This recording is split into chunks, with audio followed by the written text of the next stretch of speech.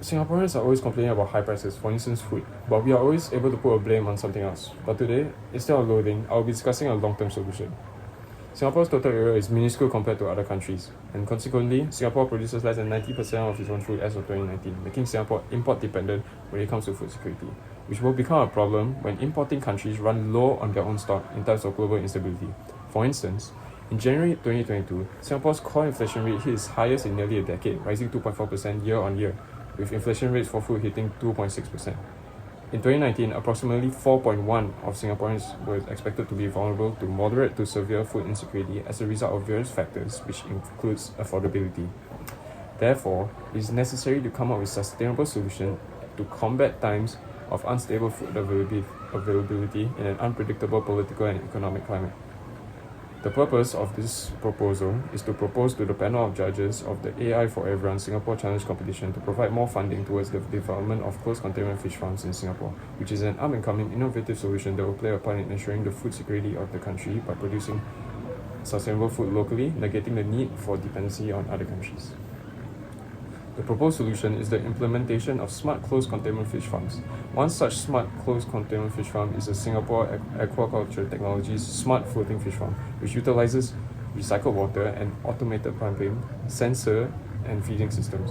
These systems include a highly sophisticated AI that can use photographs of the farmed fish to produce useful data about the growth and health of said fish. Moreover, information captured by the cameras, which include the behavior of the fish, will allow the AI to determine the optimal environmental settings for the fish. Thus, farmers are able to manipulate the oxygen, water, and food supply for the fish easily, which keeps operating costs low, as nearly 65% of operating costs can be dedicated to keeping track of such information.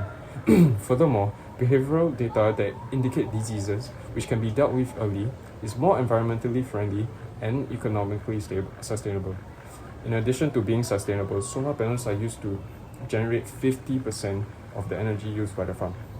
Smart Fish Farm can produce up to 350 tons of fish when operated at full capacity, producing more than 10 times the minimum yield a conventional coastal fish farm of similar size has to produce locally, with the fish farm headed in the right direction towards the goal of producing 30% of Singapore's nutritional needs by 2030.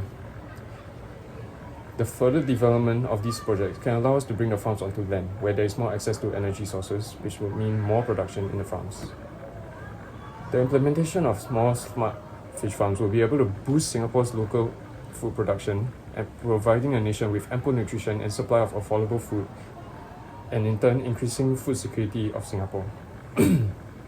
Smart Fish Farm is self-sufficient and is significantly less prone to environmental factors that could affect production such as plankton blooms, which can devastate fish production, such as the case in 2015, where the plankton was responsible for killing 500 tons of fish in the Johor Strait, with the cause of plankton bloom being associated with global warming and unfavorable weather conditions.